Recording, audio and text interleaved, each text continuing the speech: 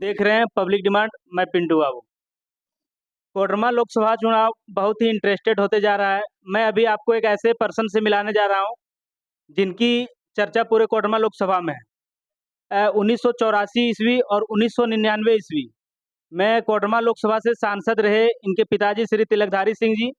और अभी वर्तमान टाइम में श्री धनंजय सिंह जी, जो गिरिडीह से जिला अध्यक्ष हैं। इनके पहले भी गिरिडीह में इनको बहुत बड़ा बड़ा पदभार कांग्रेस से मिल चुका है। अब हम इनसे जानने का प्रयास करेंगे कि कोडरमा का लोकसभा चुनाव का रणनीति क्या होता है। आखिर इनके परिवार से पहले से भी यहाँ के चुनाव जीत चुके हैं और ये यहाँ शासक रह चुके हैं। सबसे पहले सर, हम आपका हमारे चैनल पर बहुत बहुत स्वागत है। आपको बहुत धन्यवाद पब्लिक न्यूज़ को। अ, सर, आपके यहाँ चुनाव पहले से लड़ते आ रहे हैं, आप लोग को अनुभव होगा। किस रणनीति के आधार पर कोडरमा की जनता वोटिंग करती है? नहीं, सबसे बड़ी बात है कि जनता जो है सो बहुत ही जागरूक हो गई है। और पहले हुआ करता था कितना ना सोशल मीडिया थी, ना कोई नेट का कनेक्शन हुआ करता, तो लोग गाँव में जाके संपर्क क्या करते थे, लोगों को जागरूक करते थे, भाई मुझे वोट दीजिए, मुझे वोट दीजिए। उनको बहुत चीज़ की जानकारी नहीं हो पाती थी। अब क्या कि सोशल मीडिया के माध्यम से लोग खुद ही जागरूक हैं कि मुझे अब किसको वोट करना है, कौन शिक्षित हैं, कौन इस क्षेत्र के विकास कर सकते हैं। मैं मुद्दा लेके जाते हैं, उनसे क्या कहते हैं जनता से? नहीं, एक लड़ाकू प्रत्याशी हैं, जनता के लिए मज़दूर के बड़ा मुखर से बात रखते हैं विधानसभा में। लोग उनको उनका जो विधानसभा में जो स्पीच होता है, जो अपनी बात वो रखते हैं जनता के लिए, वो सब जानते हैं उनके बारे में। तो एक मुखर व्यक्ति है, आपको सरकार से लड़ के लेनी पड़ेगी, उनमें क्षमता इस चीज़ को है, जिसका उदाहरण बगोदर में, जहाँ पे उन्होंने आज जिला में एक पोस्टमार्टम हुआ करता था हेडक्वार्टर में, जो पूरे जिले के लोग यहीं आते थे। उन्होंने बगोदर में एक पोस्टमार्टम का इसी साल उन्होंने वहाँ ओपनिंग करवाया सरकार से माँग करके, और वहाँ एक कॉलेज भी उन्होंने स्थापित किया है। और प्रवासी मज़दूरों के लिए बड़ा वो लड़ाई करते हैं, हर के सुख-दुःख में वो साथ देते हैं। और अभी जो वर्तमान में जो हमारे यहाँ के जो लोग जनप्रतिनिधि हैं, सुख-दुःख से बहुत कम मतलब रखते हैं। तो जनता जाग चुकी है कि विनोद सिंह जो अच्छे व्यक्ति हैं, साफ छवि के व्यक्ति हैं, तो इसीलिए उनको वोट देना पसंद करते हैं लोग। आप प्रवासी मजदूर का बात की, जबकि ये एक बहुत बड़ा मुद्दा है कोडरमा के लिए, पूरे झारखंड के लिए। ये भी सिर्फ प्रवासी मजदूर का जो मुद्दा आप लोग भी रखे हैं, ये सिर्फ चुनावी मुद्दा बन के रह जाएगा कि इसमें रियलिटी में कुछ काम हो पाएगा आपकी सरकार में? रियलिटी में हो ही रही है। गवर्नमेंट ने एक पॉलिसी बनाई है कि जो प्रवासी मज़दूर जिनकी कहीं पर देहांत हो जाती है, तो 50,000 रुपए उनको दिया जाता है, उनके जो मृतक के परिजनों को। और बराबर चूँकि ये कोई मर जाते हैं विदेश में जाके, तो वहाँ की सरकार से भी जो भारत सरकार जो एम्बेसी उनके यहाँ उनसे बातचीत की जाती है, वहाँ से उनको लाया जाता है, उनके लाशों को। एक बहुत बड़ी समस्या यहाँ है, तो उस समस्या को दूर करने के लिए इस क्षेत्र में रोज़गार की आवश्यकता है, उद्योग की यहाँ पे आवश्यकता है, जो अगर हमारी सरकार देश में बनेगी और हमारे प्रत्याशी गठबंधन की अगर पब्लिक उनको जिताई, तो निश्चित रूप से उनको निराशा हाथ नहीं लगेगी। 400 पार का नारा दे रही है बीजेपी, इस पर क्या ख्याल है? नारा दे रहे लोगों को दिग्भ्रमित दिग्भ्रमित कर रहे हैं। झारखंड में भी जब पिछले साल चुनाव था विधानसभा का, तो बहुत है 65 पार, स्थिति क्या हुई देख रही है। तेलंगाना में भी उन्होंने कहा था कि इतना पार हो जाएँगे 36, वहाँ की स्थिति देख रहे हैं। अब वो 400 नारा नहीं बोल पा रहे हैं। जो 3 चरण का जो चुनाव हो चुके हैं पूरे देश में, उसकी रिकॉर्ड आप देखिए। अब 400 को नारा उनके कोई पार्टी के कोई नेता अब नहीं दे रहे हैं।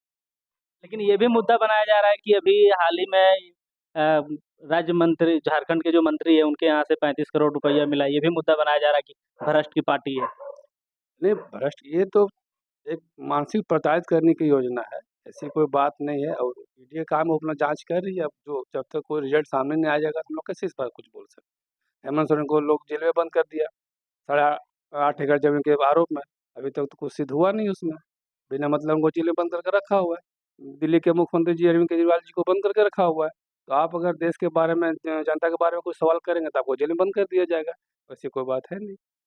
आपका जो कोडरमा में आपको लोग जनता प्यार देती है, तो वो जो कांग्रेस का है एक घोषणा पत्र, उस घोषणा पत्र को छोड़ के आप सबसे पहले कोडरमा में क्या करिएगा? क्या विकास का काम करिएगा, जिससे जनता के हित में हो?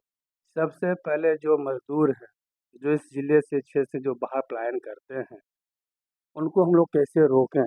इस पर सबसे पहले प्राथमिकता रहेगी सरकार की, हमारे जो गठबंधन की हमारी पार्टी की रहेगी, क्योंकि यहाँ से इस ज़िले से ख़ास करके हज़ारों मज़दूर पलायन करते हैं और उनकी वहाँ देहांत भी हो जाती है।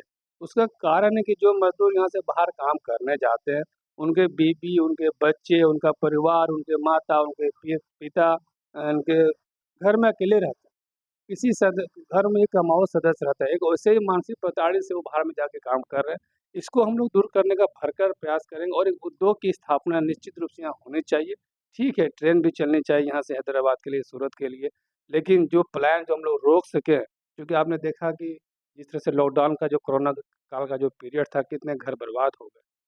तो अब चाहते हैं हम लोग, सभी लोग चाह रहे हैं कि हाँ, ये हम लोग को रोज़गार मिले, जिस पर हमारे प्रत्याशी अगर जीतते हैं यहाँ से हमारे गठबंधन के साथी, और पार्टी का भी स्टैंड है कि हम लोग इस चीज़ को उद्योग जो कोडरमा लोकसभा में अभी तक नहीं हो पाई है, उसको हम लोग स्थापित करें। जनता से क्या अपील करिए?